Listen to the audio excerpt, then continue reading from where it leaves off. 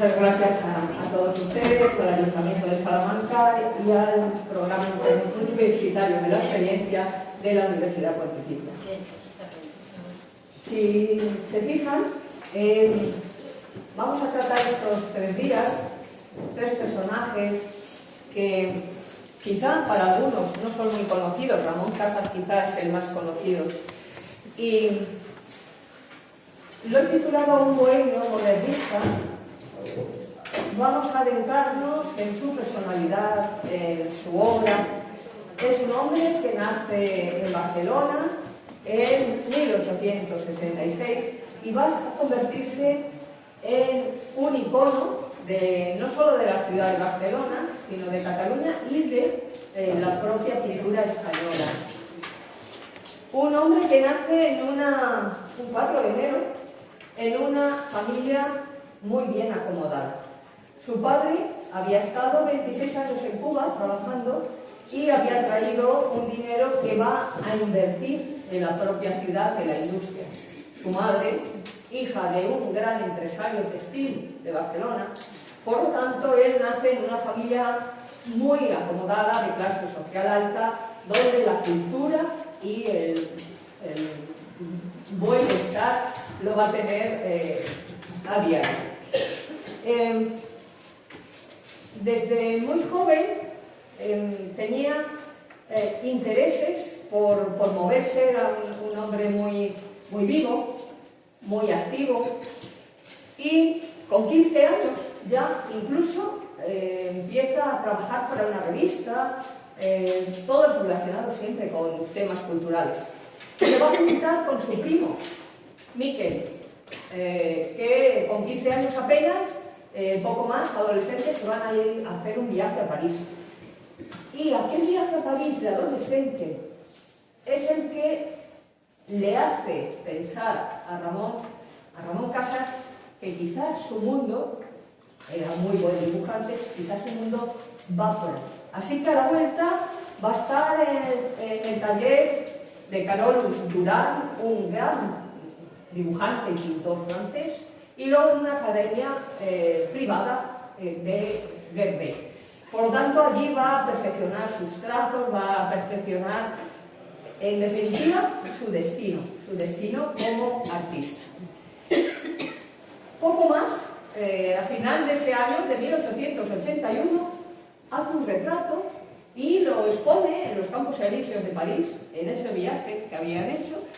Ahí lo ven, un adolescente, y a la sociedad de aquel momento le parece correcto. Claro, tiene, como ven, un ramalazo impresionante del arte, porque Carolus Duran era un especialista en Velázquez, estudió en España muchos años estudiando la obra de Velázquez, y como ven, es una forma de trabajo que recuerda la forma de trabajar de Velázquez.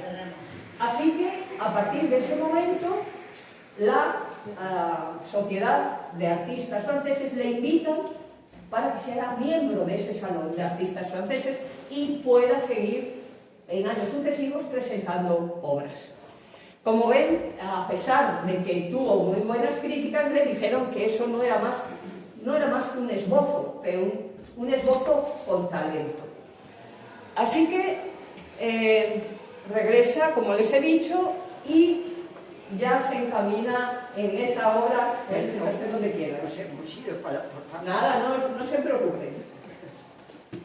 En 1907, su madre, Elisa, compra un monasterio, el monasterio de San Benet de Bagué, como vivienda para el verano. Era un monasterio que se había construido un primer monasterio prerrománico en 1970, y la obra que vemos aquí ya es una obra románica del siglo XII. Este monasterio tuvo momentos de gran esplendor, culturalmente excepcional, pero ya saben que a través de la ley de Mendizábal, en 1835, como ocurrió en tantos monasterios, los monjes abandonan el monasterio y queda en gran parte en semiruina. Así que lo compra. Ahí está toda su familia. Casas es con su novia y esposa, luego aclararé por qué empleo las dos palabras, su madre y sus hermanos.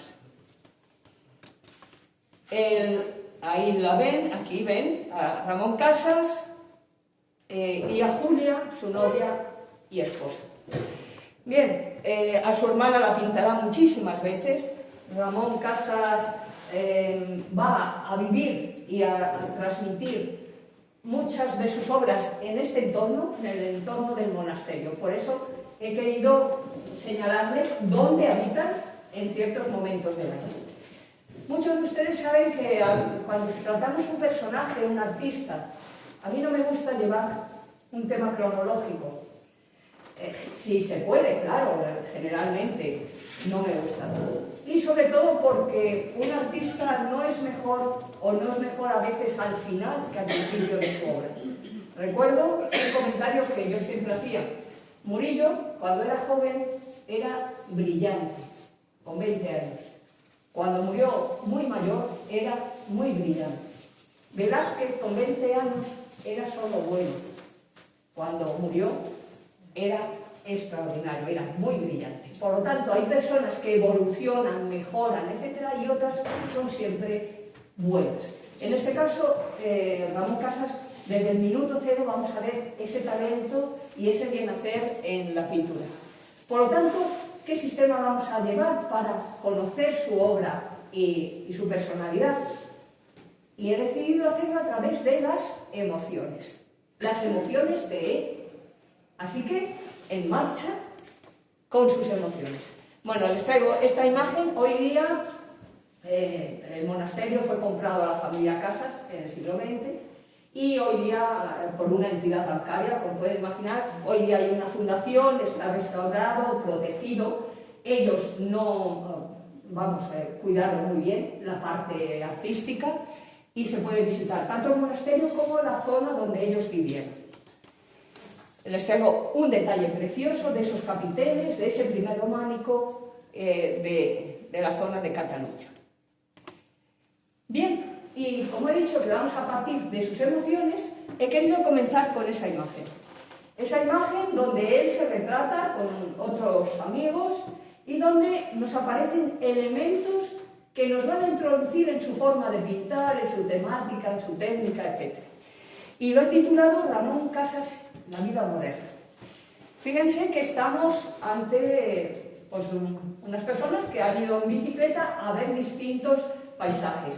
Hay un movimiento. Recuerden que en el siglo XIX hay muchísimos estilos o movimientos artísticos, desde el romanticismo a la pintura histórica, a la pintura realista, y la última etapa del siglo XIX, todos esos movimientos que se generan en París, el impresionismo, el postimpresionismo, el puntillismo, etc. Es decir, el siglo XIX es un hervidero de estilos que van confluyendo y que todos, a su vez, van dejando un rastro de los que algunos artistas van tomando algunos aspectos.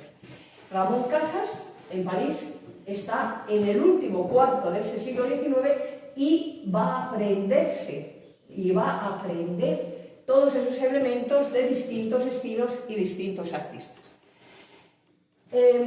Aquí le vemos con esas bicicletas, que nos parece algo muy normal, pero en aquella época era algo excepcional. Son bicicletas muy modernas en aquel momento. Y él es un asiduo a todos estos elementos nuevos. Es un paisaje muy sencillo, con cierta profundidad, porque vamos a ver cómo las influencias van a hacer que cambie la forma de representar los paisajes. Y les traigo una primera emoción. Y dirán, bueno, nos has colocado en un lugar donde se guardaban las tartanas. Claro, pero ¿esto qué es? Es una fotografía. Es su primera emoción. Le encanta la fotografía, le encantan las novedades. Les he dicho que el siglo XIX es un siglo de cambios. Y él fluye y empieza a vivir en esos cambios. Y le entusiasma cada elemento nuevo que se conoce o cada avance que se da tanto en la técnica como en la ciencia. Bien, ahí tenemos otra fotografía con 2 coches, y él está sentado en frente a su casa, frente al monasterio de San Benet. Como ven, estaba en muy malas condiciones. Otra pasión, otra emoción, el automóvil. A lo largo de su vida tendrá varios automóviles, viajará muchísimo por España, sobre todo de Barcelona a Madrid, Barcelona a Granada, se queja de las malas carreteras, pero le encanta, por lo tanto, su segunda emoción es la velocidad, es el automóvil, es la novedad que estamos viendo. Así que entre esas 2 emociones nos hace este dibujo, esta pintura, que él la titula La cochera. ¿Y qué nos representa Ramón Casas? Pues nos representa los 2 mundos, las 2 fotografías que veíamos antes, que él hacía muchas fotografías, pero ya es una pintura bien hecha, confeccionada, donde el foco de luz, fíjese, nos lo han puesto detrás, a un lateral, entra por detrás la luz y lo primero que ilumina es el pasado. Curiosamente es el pasado. Las tartanas, las carretas de entonces, los carros, con unos personajes que también nos hablan del pasado. Una mujer pues sencilla, un mozo con su maleta, un monje y un mozo de escuadra. Es decir, él nos está representando frente a lo que hay o había, lo que hay ahora y lo que va a seguir surgiendo, que es lo nuevo, el automóvil. Por eso lo ha colocado en primer plano, por eso le da esos brillos metálicos a toda la parte frontal del automóvil. ¿Qué nos está diciendo? Esto lo vamos a ver en todas las obras de Ramón Casas. Tiene una peculiaridad, y es que va a transmitir no solo un mensaje, sino cuando hace un retrato, la personalidad, o cuando pinta algo de él, su propio sentimiento. Por lo tanto, no es una imagen al azar, siempre nos está diciendo, aquí él, por lo tanto, está ensalzando lo que la modernidad, en lo que él se siente de una manera feliz. Él se considera elemento de esa modernidad, por eso se convierte y se convertirá en icono de la modernidad. Fíjense la riqueza de cromática, esa riqueza de colores. Bien, en París va a conocer a todos los artistas importantes y sobre todo será muy amigo de Manet. Manet se puede considerar el padre del impresionismo. Y Manet, saben que era un apasionado de lo exótico, de lo español y también de lo oriental, de lo japonés, porque está entrando otra tendencia, otra influencia, el japonismo. Y el japonismo lo vamos a ver ahora mismo también en Ramón Casas. Pero, viendo esta tarde de toros, como él lo titula, pues Manet le traspasa ese gusto por pintar temas taurinos. Incluso Ramón Casas en un comentario dice, es curioso que haya yo redescubierto el mundo de los toros en París y a través de un artista francés, ¿no? Y pintará, él mismo se pintará, se autorretratará vestido de torero. Presenta este cuadro que no va a ser del todo bien aceptado porque dicen que es como un esbozo, porque él ha querido pintar, fíjense que es un encuadre fragmentario. Ni siquiera la arena nos la ha colocado entera, hay un poco más de un cuarto. ¿Qué ha querido él pintar? Él se ha pintado en la zona alta del público, del otro lado, y nos ha pintado la zona de sol y sobre todo ha querido destacar el público. En la arena tenemos una escena un poco trágica de la muerte de un caballo, pero él está transmitiendo ahí la emoción del público. Y dirán, pero si solo son manchas de color, pero aquí hay como cierta agitación en esas manchas de color. Bueno, esa es la habilidad de un buen artista. Y fíjense que nos ha colocado también el cielo, nos da una riqueza de colores riquísima y bien. Siguiendo este tema, igual que Manet tiene su manola y su española, su bailarina, pues él nos va a pintar, esta ya es Julia, su novia y esposa, pintada pues a la española. La titula Julia, simplemente, pero aquí vamos a ver influencias de distintos artistas. Si nos fijáramos en el vestido, en la parte de abajo, veríamos una total influencia de Toulouse-Lautrec. ¿En qué? En los trazos casi metálicos de ese azul, cómo lo hacía Toulouse-Lautrec y la delimitación de cada uno de los pliegues. Por otro lado, vemos influencia de Zuloaga, curiosamente un pintor contrario al pensamiento y a la forma de hacer de Benincasas, que también eran amigos. Esto es Zuloaga. Zuloaga es esa presencia del negro, el negro fuerte, contrastado con el rojo, frente a el fondo, tenemos un fondo neutro, frente al rostro también de Zuloaga. Si recuerdan, algunos de ustedes que estuvieron cuando vimos Zuloaga solía dar un toque blanquecino al rostro de las mujeres. Aquí lo vemos también. No lleva a la exageración quizá de Zuloaga, pero esto es influencia también de Zuloaga. Al final ha colocado el foco de luz en el lugar que le interesa, el rostro y el escote, que destaca en ese entorno y en ese contraste de oscuridad del negro y rojo. Fíjense, son dos colores que se refuerzan frente a el color de carne casi blanco.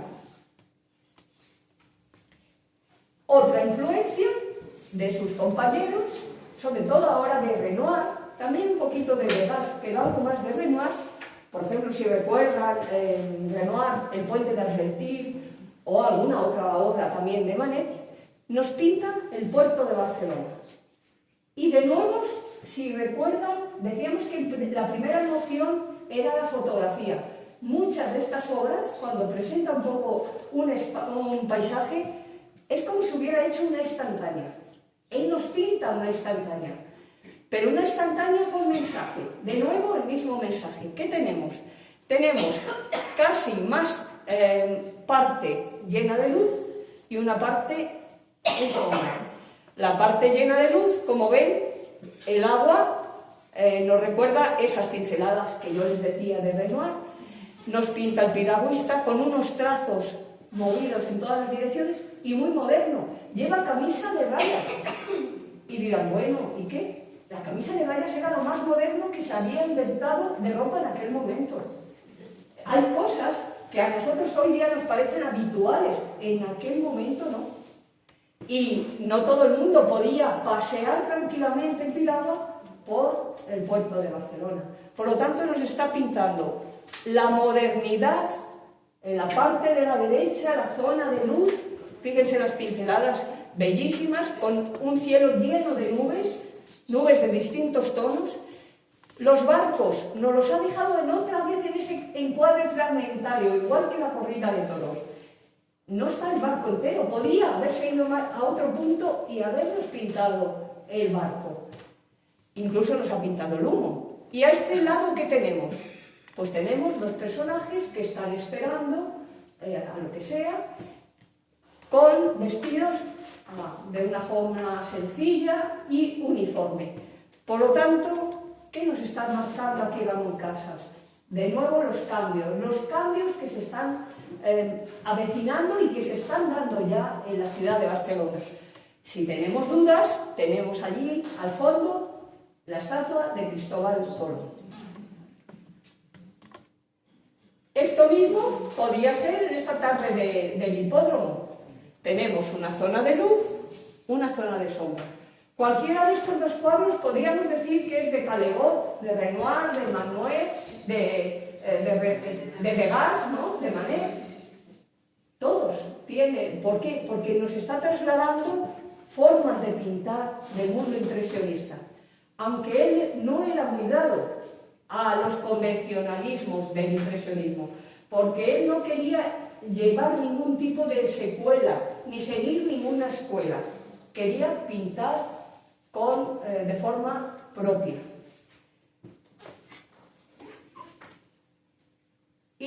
llegamos a una de sus grandes obras.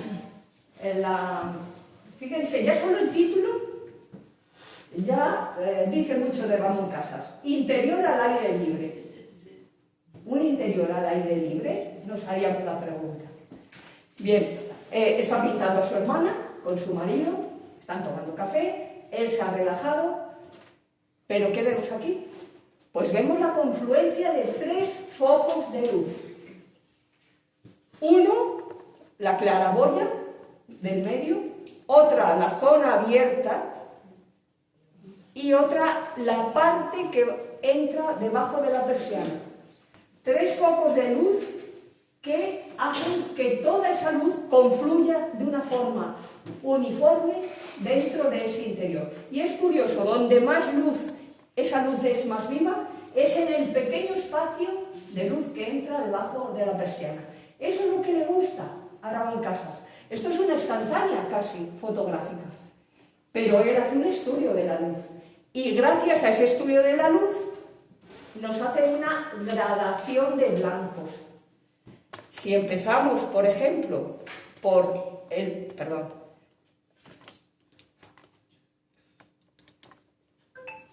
Si empezamos por el marido, fíjense, esos blancos son blancos ocres, blancos grises, están en la sombra, en la penumbra.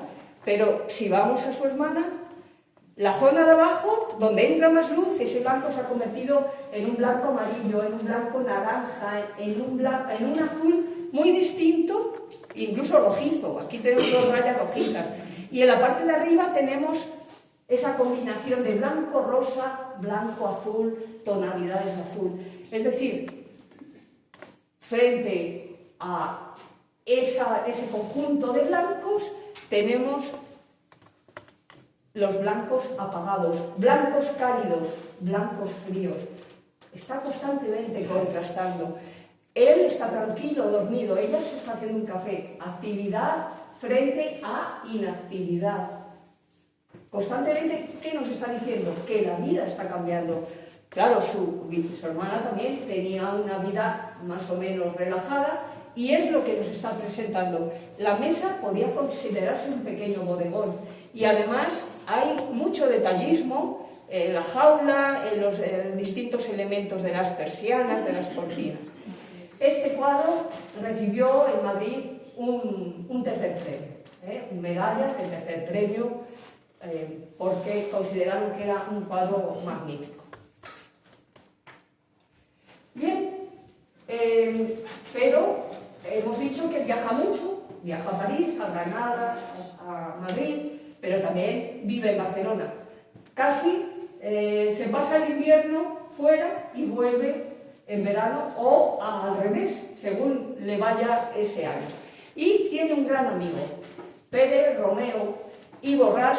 Es un gran empresario, un hombre un poco extraño, muy decidido, tiene muy buenas ideas. Lo que pasa es que no tiene suerte.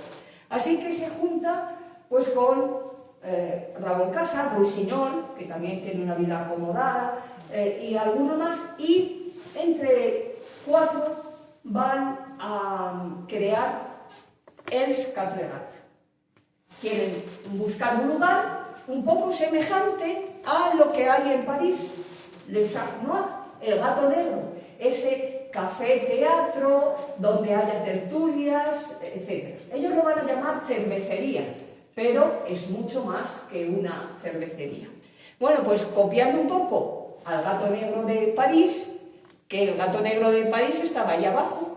Abajo es donde se celebraban pues el teatro de obras chinescas, se cantaba, el cabaret también, etc. Bueno, pues un poco lo quieren llevar a Barcelona.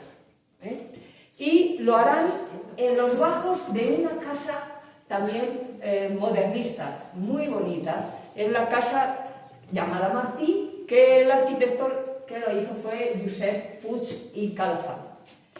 Bueno, pues en ese bajo crean todo este bajo, Els Catregat. La casa ya les digo que es magnífica, es preciosa. Y Incluso uno de los que van a empezar ahí muy jovencito será Pablo Picasso, que dibuja esta portada donde se señalaban los menús y las cosas que se podían tomar en Escatregat. Por lo tanto, el Escatregat se crea, es el lugar donde se van a juntar muchos artistas, no solo artistas, pintores o escultores, también escritores, literatos, etc. Y músicos también. Bien, esto, fíjense, les voy relatando de izquierda a derecha todos esos personajes relacionados con el mundo de la cultura de aquel momento en Barcelona. Adolf Mas, Isidre Nonel, Vidal y Ventosa, Manolo Gray, Joaquín Mir, que está ahí, Santiago Rusiñol, Casas, Ricard Canals, Picasso y el propio Pérez Romeu. Bien, este era un dibujo que hizo otro amigo suyo, Ricard Opiso, y así era una foto antigua, el Escatregat. Hoy día ha cambiado un poquito solo, las mesas, etcétera, pero el estilo modernista es muy bonito, de azulejería, etcétera, se continúa. Pero se lo he traído porque esta gran pintura que ven ahí es un cuadro realizado por Ramón Casas. Y de nuevo nos está representando otra tendencia, que la he nombrado hace un momento, el japonismo, la influencia del arte japonés. ¿En qué vemos ese japonismo, ese gusto por lo oriental? Primero, como ven, prácticamente es una pintura plana, pero él, para hacernos ver que hay un fondo, que hay un poquito de fondo, nos ha colocado una rama con unas hojas delante y detrás está el tándem. Importante en el mundo japonés es que es la línea la que nos representa la figura y la expresión del cuadro. Es la línea la que manda. Aquí no hay volumen, tampoco hay sombras en el mundo de la pintura japonesa. Por lo tanto, la línea es lo fundamental en su expresión, no hay sombras, la pintura, los colores son planos, totalmente planos, y además, si se fijan, en este tándem ha hecho algo que ya hizo Velázquez con las hilanderas, cuando nos pintó la Rueca. No ha pintado los rayos de la bicicleta. Al no pintarlos, nos da la sensación de que van tan deprisa que está en marcha. Eso es lo que quiere mostrarnos Ramón Casas, la vivacidad, la velocidad, el movimiento. Pero por si hay alguna duda, nos coloca algunas líneas blancas para darnos a entender que da vuelta en la rueda, y abajo simplemente unos trazos ondulados para hacernos ver que el tándem marcha hacia adelante. Para rematar el cuadro, arriba le escribió a su amigo Romeu que no es bueno ir en bicicleta erguido, sino que hay que coger la postura adecuada. Es un poco lo que nos pone. Respecto, ¿cómo la titula? Fin del siglo XIX. ¿Se dan cuenta la idea que él tiene de modernidad? Él quiere romper con lo anterior y mostrar que lo moderno es lo que no solo se lleva, sino lo que hace sentirse bien. Este cuadro sería similar. Apenas puedo comentar más que es, por supuesto, hay más color, es un coche, pero tiene los mismos componentes. Lo único que ha variado aquí es que las hojas del árbol están teóricamente en un plano más profundo que el automóvil. Y además las ha colocado de tal manera que parece que ellos van a gran velocidad y las hojas se mueven hacia atrás. Pero por si acaso hay duda de que hay profundidad, nos ha colocado un camino muy extraño, pero sobre todo la posición del perro. Ha colocado el perro encima del canasto de tal manera que es que en esa posición tiene que haber profundidad. Ve los artilugios que hace Ramón Casas para seguir los conceptos de la pintura japonesa, porque es pintura plana. Aquí no tenemos volumen, no tenemos sombra debajo del coche, pero busca esa especie de artilugios para darnos a entender que es un cuadro perfectamente con dimensiones igual que cualquiera. Fue muy amigo de Rusiñol, incluso estuvieron viajando por toda Cataluña. Rusiñol iba describiendo los lugares que veían, Ramón Casas hacía dibujos, se llevaron siempre muy bien y en un momento dado se ríen un poco uno de otro, crean este cuadro que se llama Retratándose. Uno retrata al otro y el otro retrata al uno, pero lo mezclan. Es decir, en un lado estaría Casas, pintado por Rusiñol, y en otro lado estaría Rusiñol, pintado por Casas. Y en el mismo cuadro. Es decir, eso es lo que le gusta a Ramón Casas, investigar, hacer cosas diferentes, pero, bueno, ha salido un cuadro, pues bastante, bueno, quitaríamos eso, bastante interesante. Se ha dicho que todo el suelo y la forma de pintar del suelo es de Casas. Bien.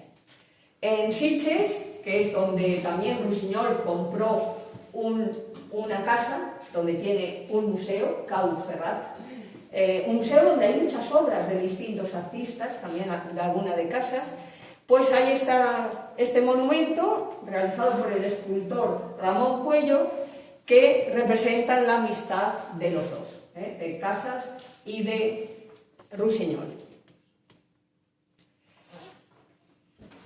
Otra etapa importante, otra faceta, mejor dicho, de Ramón Casas es el dibujo. Es posiblemente uno de los mejores dibujantes que ha tenido España, y sobre todo siglo XIX y XX. Les traigo algunos dibujos impresionantes y a través del trazo, a través de la intensidad del carboncillo o del difuminado, nos transmite la personalidad del retratado. Por ejemplo, Picasso. Nos representa un Picasso joven, sin un duro, porque Picasso en Barcelona pues iba detrás de artistas como Casas, Rusiñol, etc., porque, bueno, gracias a ellos podía vivir un poco. ¿Y cómo nos ha trazado ese dibujo? Ha cogido el carboncillo, lo ha colocado de arriba abajo en direcciones verticales, como desganado, como un joven, pues que es un poco maduro, ¿no? que piensa que todo llegará de alguna manera. Bueno, pues esa forma de tratar ese carboncillo nos está describiendo un Picasso. Un Picasso que se está buscando un poco la vida, que le gusta el mundo del arte, que sabe dibujar, que sabe pintar, pero que, claro, las condiciones son duras en el mundo del arte. ¿Y qué podemos decir de Unamuno? Fíjense, Unamuno nos ha cogido un carboncillo bien macizo, nos ha colocado trazos en diversas direcciones, nos está describiendo esa forma de ser. Unamuno está siempre entre un límite, como él decía, y otro, en ese batallar constante, en esa lucha interior. Así nos representa a Unamuno. Y además hay una curiosidad, muy pocos cuadros, tanto retratos como dibujos de los que se hacen a Unamuno, que miren a quien se lo hace. Por ejemplo, hay un cuadro de Zuloaga y Unamuno está mirando a Zuloaga, pero por ejemplo no mira a Sorolla o no mira a otros artistas. Es decir, Unamuno no solía mirar a los artistas cuando le pintaban, a no ser que le cayera muy bien. Sin embargo, sí está mirando a Casas. Por lo tanto, quiere decir que Unamuno, aquí, bueno, pues es relativamente también joven, tiene seguridad en sí mismo, pero también se fía del que le está dibujando. Utrillo era ingeniero, pintor, decorador, era un hombre liberal, que vivía bien, que se movía mucho en todos los ambientes. Fíjense cómo lo ha retratado, con 4 líneas finísimas, frente al carboncillo grueso de Unamuno. Fíjense, 4 líneas, que nos recuerda casi la cabeza el 6 y el 4 que hacíamos de pequeños. Sí, nos ha pintado el pelo uno a uno, y luego aquí simplemente ha difuminado el trazo del resto del cuerpo. ¿Se dan cuenta qué diferentes maneras de representar al que está dibujando? O Isaac Albéniz, también un buen amigo suyo. Albéniz se ha molestado en pintar más, porque a Ramón Casas le gustaba mucho la música y le consideraba como una persona sabia, una persona muy completa. Bien, pues nos ha hecho un dibujo completo.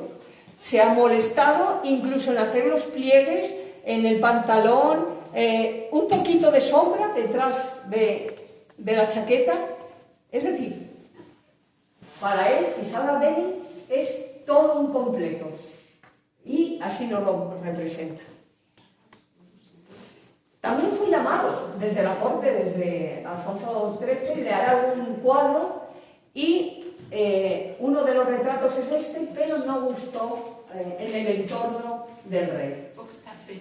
Porque está muy feo. Está feo.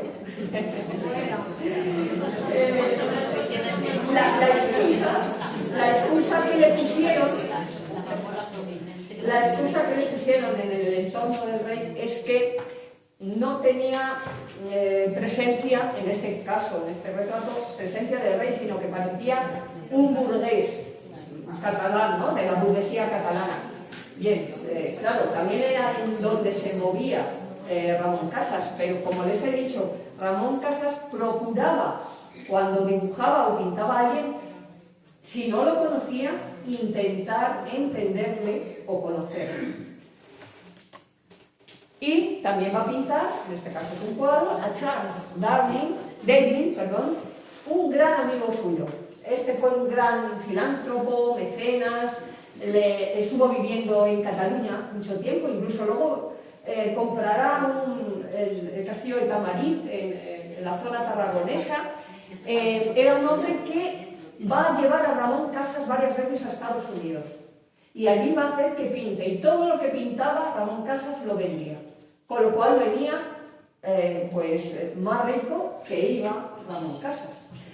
Fue un gran amigo suyo, se llevaron muy bien, y él era un enamorado también de Sitges, de toda la zona de la costa de Cataluña.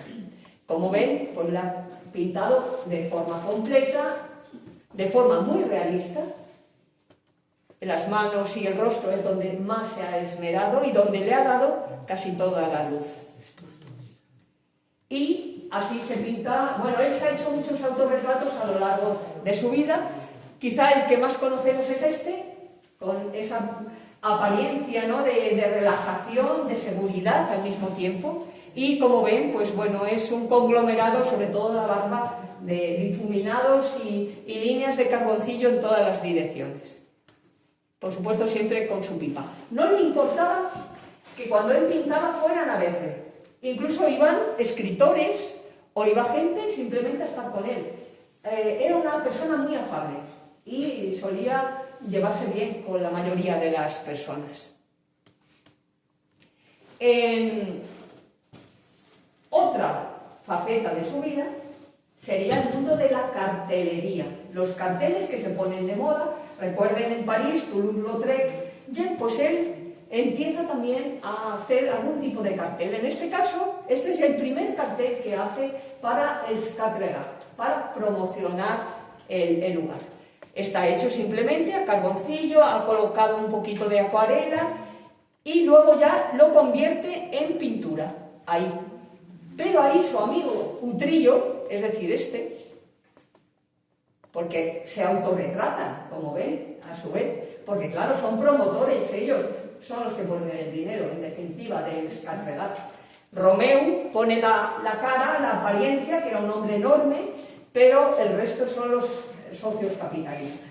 Bien, pues este cartel, si se fijan, tiene firmas muy curiosas. Firmas o monogramas, podríamos decir. Miquel Utrillo y Ramón Casas, porque fue pintado por los dos. Como ven, igual que veíamos antes Rusiñol y Casas pintando un cuadro a la vez, pues en este caso los dos han coloreado el cartel y han firmado de esa manera tan singular. Bien, hay una promoción, hay un concurso, porque hay un anís que se hace en las destilerías de Badalona y hay un concurso para que hagan carteles. Así que Ramón Casas hace ese cartel, anís del mono. Ven un mono con una botella de anís y además, ¿qué peculiaridad hace Ramón Casas? Que en el mantón vuelve a poner anís del mono. Por supuesto, en los carteles se va a utilizar la figura femenina. Era un reclamo como ha sido y casi sigue siendo al día de hoy. Pero siempre con mucho respeto, pintar siempre a las mujeres de una forma muy elegante.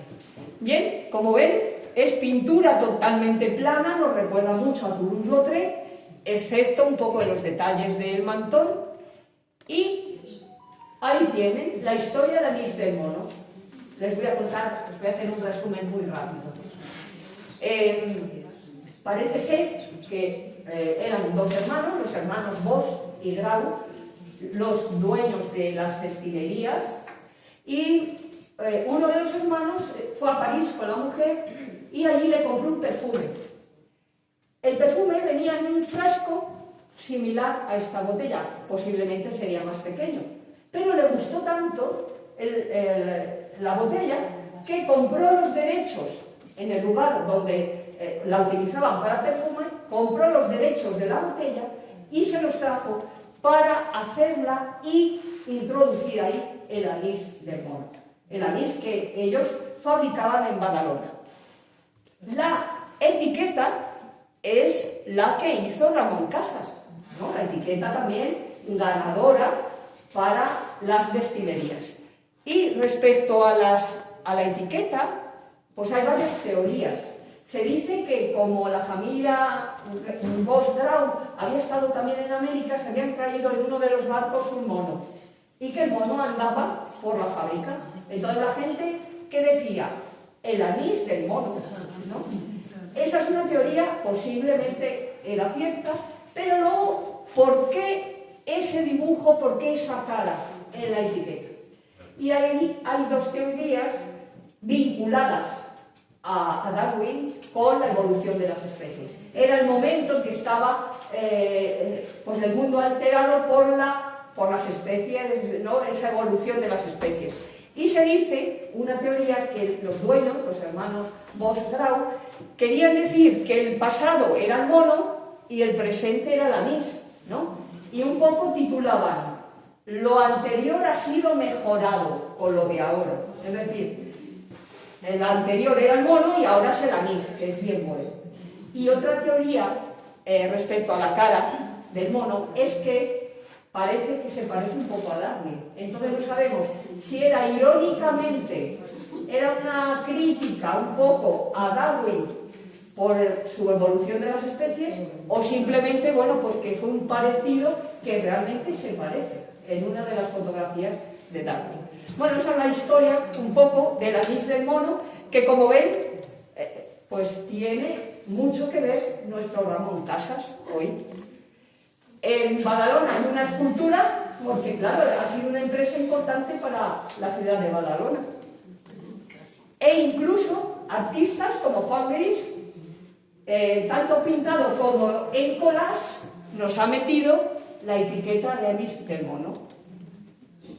Como ven, hasta dónde llega a veces un elemento tan sencillo o tan, bueno, que no tiene que ver casi con el mundo de la cultura, ¿no? Y incluso en un fotograma, está mal porque está la foto hecha en el fotograma, se ve mal.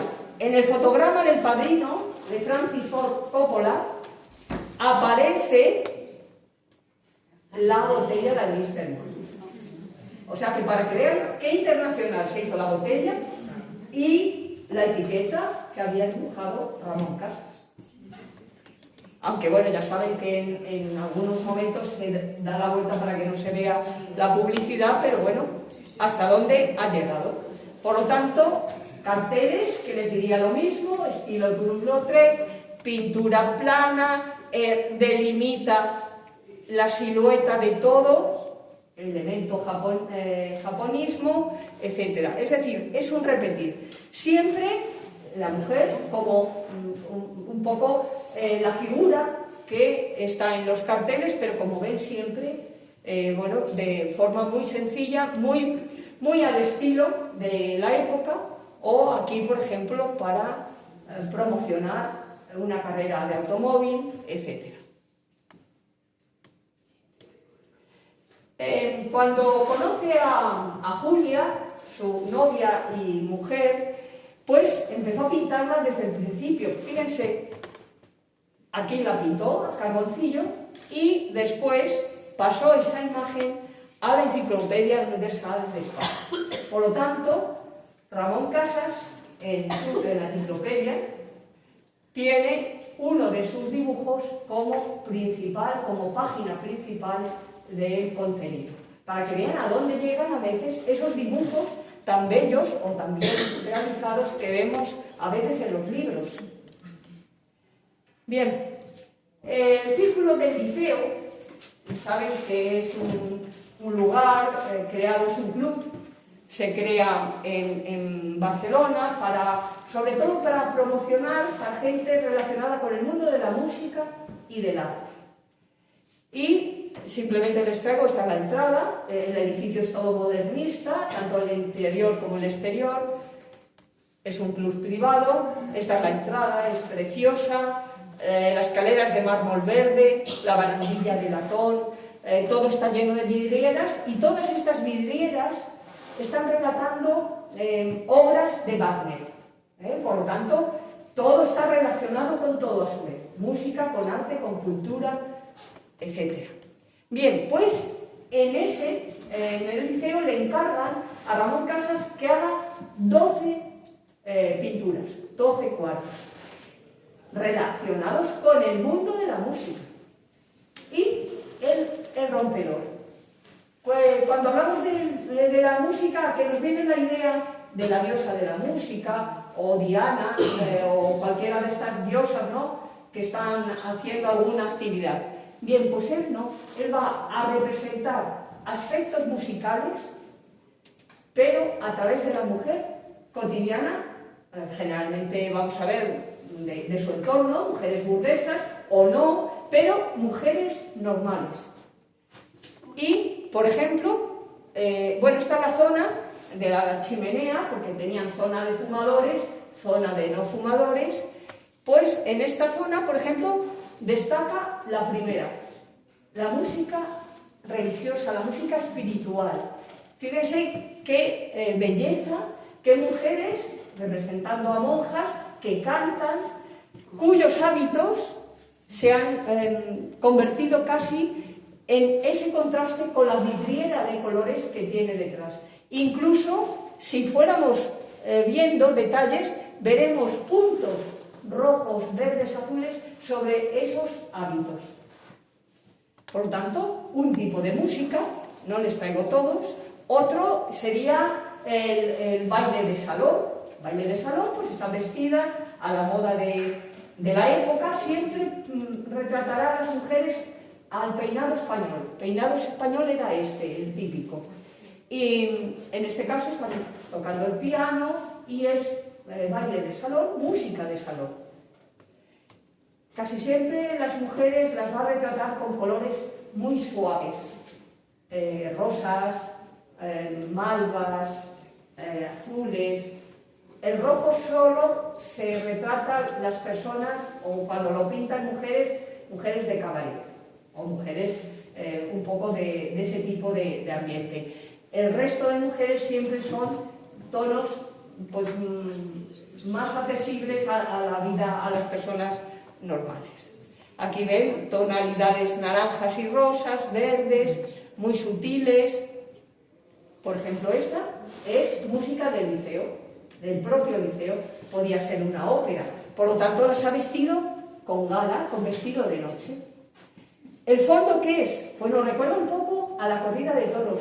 Son manchas, puntos que nos están dando a entender que hay una profundidad en el cuadro, pero a él le interesa representar a las dos mujeres. Fíjense que el vestido de esta primera está lleno de tonalidades, casi a modo de flores, pero lo hace de forma también con pincelada muy suelta, se ve muy bien en las flores.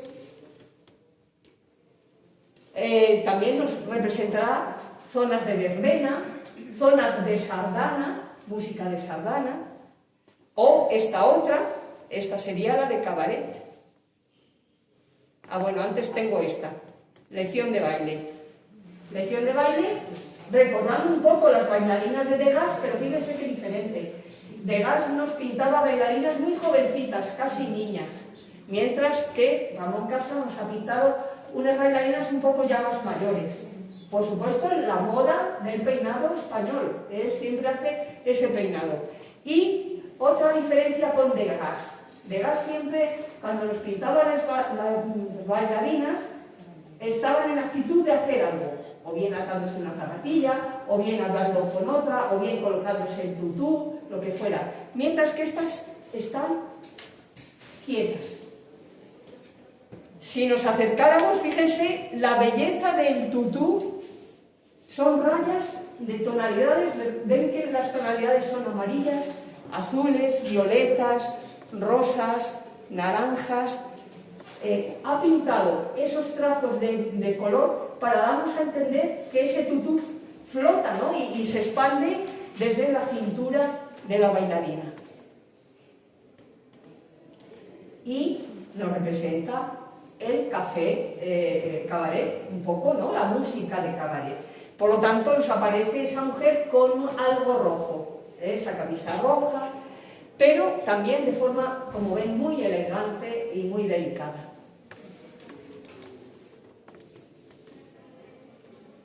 Fíjense, les traigo esta cara porque Ramón Casas y la mujer se llevaron muy bien. Es un tándem que se lleva muy bien. Trató, como les decía antes, con mucha delicadeza, nunca pintará un desnudo total de frente de una mujer, como mucho de espaldas y no entera. Les traigo este retrato que está recordando posiblemente a Madeleine, una que estaba en el Café de la Galette en París. Fíjense, son trazos que apenas tienen pintura, porque se ve incluso el propio lienzo, el entramado del lienzo. Pero fíjense con qué delicadeza y con unas cuantas pinceladas, por supuesto con el movimiento justo, nos ha hecho un rostro bellísimo, totalmente bellísimo. Siempre los labios le da un toque de carmín. Es casi siempre cuando pinta a una mujer, el rojo va a aparecer en los labios. Fíjense qué delicadeza. Parece que difumina los rostros, y además los envuelve un poco en colores pues muy cálidos.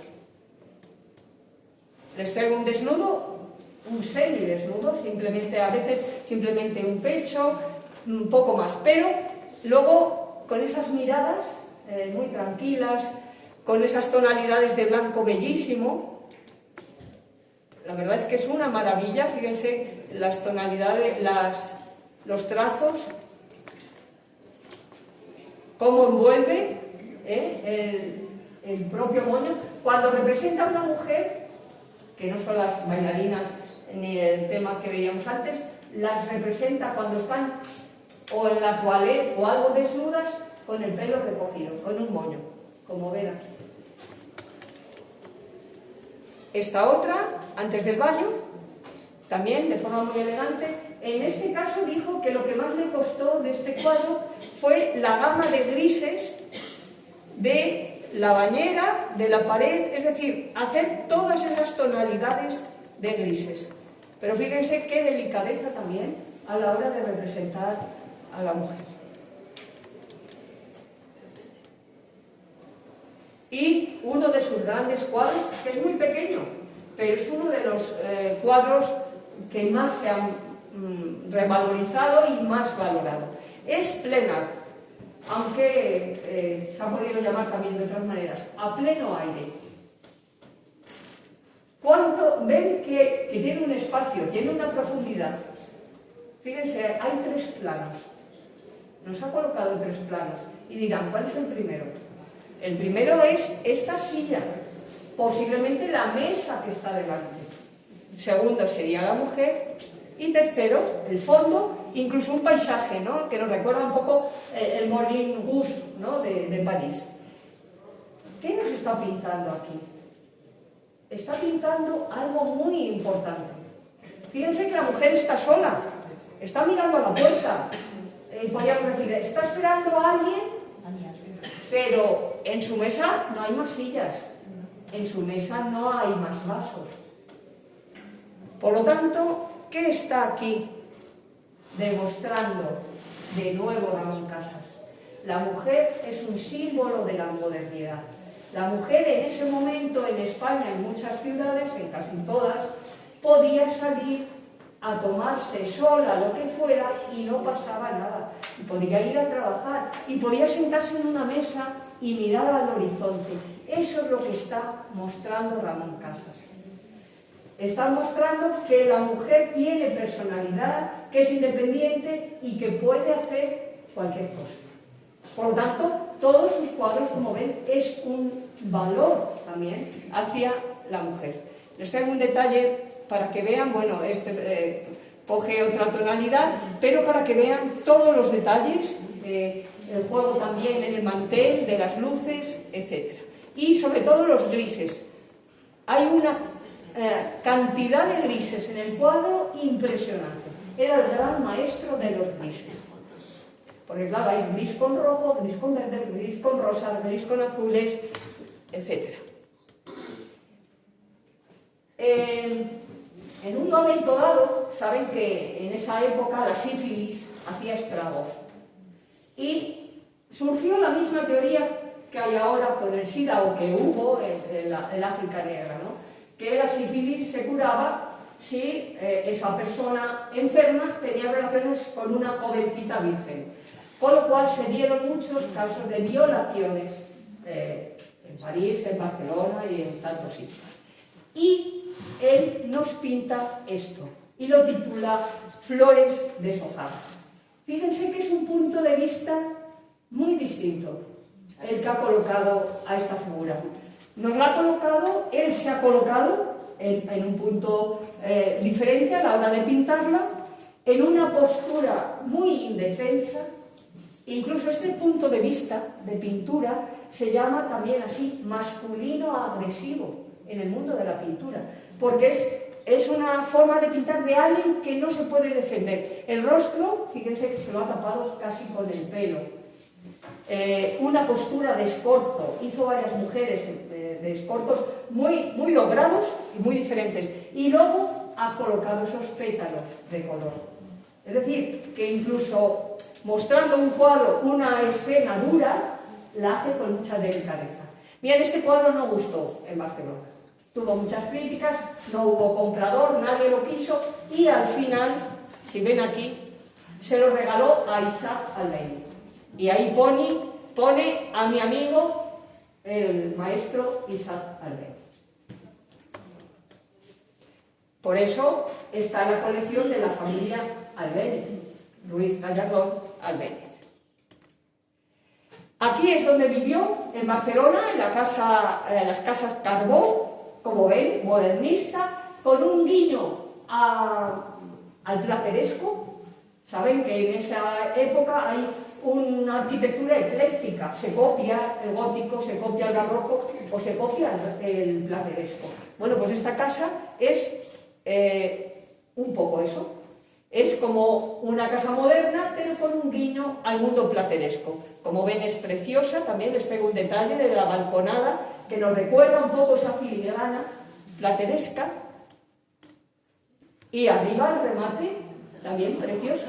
Muy diferente a nuestra Monterrey, pero para que vean que son esos remates un poco simulando otro estilo. El interior es bellísimo. Les traigo un detalle de aquí, de la escalera. Fíjense qué columna, con esas flores en relieve y el farol. Bueno, hoy día la Casa Carbó la compró una empresa de ropa y complementos. Es un poco, pues, igual que Zara aquí compró el resto del convento, bueno, de esto. Bien, en su interior, en la Casa Carbó, este era el salón, el comedor. Esta chimenea, como ven, totalmente Art Nouveau, muy moderna, la hizo el escultor Josep Pasco, y hoy día, pues, está allí. Está en una sala donde se venden complementos, la chimenea sigue en pie. Y nos queda el punto final, que es lo que diríamos la emoción pasional, el amor de Ramón Casas. Ramón Casas, les he dicho que fue muy respetuoso siempre con la mujer, tuvo muchas modelos, pero nunca tuvo relaciones aparentemente más que con su gran amor, Julia Peraire. A Julia la conoció con 18 años, estaba en un establecimiento que ella vendía tabaco y él tenía ya casi 40 años cuando la conoció.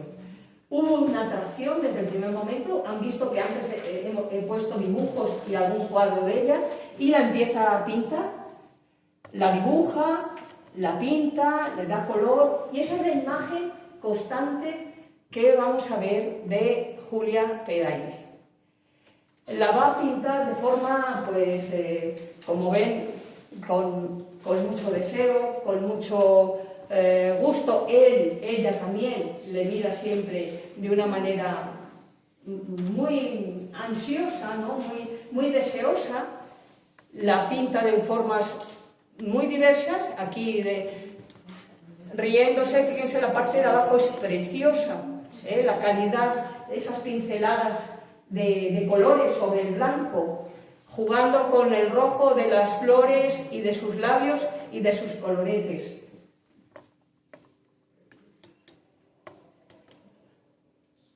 Esta es quizá la obra más famosa. Con esta recibió el premio del Círculo del Liceo de Barcelona y es propiedad del propio Círculo del Liceo. Y como ven, es una mujer arrebatadora, está agarrada en las manos, hay tensión, y hay un estudio increíble de esta obra por especialistas. Y si se fijan, todas las pinceladas, absolutamente todas, a pesar de esa mirada baja, todas van hacia el pubis, porque hay una interrelación de deseo, tanto de ella hacia Ramón como de Ramón Casas hacia ella. Y eso se transmite a través de las pinceladas. Es lo que les decía al principio, cómo es capaz de mostrar su propia pasión. La están mostrando de esta manera tan bonita. A lo largo de la exposición, yo les he hablado novia y esposa, sencillamente porque no admitían esta relación su familia, y hasta que no murió su madre en 1922 no se casó con ella. Tenía que cumplir la voluntad de su madre. El entorno tampoco la aceptaba, no por ella era una persona normal, sino por la clase social. Él era de clase social alta y no se admitía que alguien de esa burguesía catalana se casara con alguien tan bajo. Solo era eso, porque ella no fue ni prostituta ni nada. Simplemente empezó como modelo. Tiene unos cuadros magníficos, este es precioso. Fíjense, aquí vemos muy bien esas pinceladas, esas grandes manchas de color. Y cómo esta flor, ese ramo de flores, ven que está lleno de pintura. Se percibe incluso un relieve aquí. Parece que se ha caído y se ha desperdigado a lo largo, de nuevo, del cuerpo de Julia. Constantemente la está pintando con ese amor y con ese deseo. Como les dije, una vez que se casan, la sigue pintando. La pinta, por ejemplo, en el claustro suyo de San Bene, de forma pues muy sencilla, o en casa, ya viviendo juntos como matrimonio, en distintas posturas y distintas actividades, siempre pintada de forma también muy, muy elegante y muy respetuosa. En definitiva, este es el último autorretrato que él se hace, morirá de tuberculosis, aunque él estuvo enfermo de joven, pero al final morirá de tuberculosis, y termina su autorretrato igual que empezábamos. Si se fijan, de nuevo el cuadro tenemos zona de luz, zona de sombra. Y qué casualidad, la zona de luz, que teóricamente si te da mucho el sol no ves la parte de luz, pues es la que está mejor trabajada, con más detalles. Mientras que la zona de sombra, fíjense el fondo, no son más que líneas de colores, incluso su parte de la cara. Es decir, de nuevo él nos está mostrando con este autorretrato que es hijo de su tiempo, de esa modernidad que le invadió por todos los poros de la piel, que amaba el modernismo, que amaba su ambiente, pero que sobre todo amó a una mujer bellísima que la acompañó hasta el último día de su vida. Una vez muerto Ramón Casas, no se volvió a saber nada de Julia Pedrayo. Y aquí nos quedamos hasta el próximo día.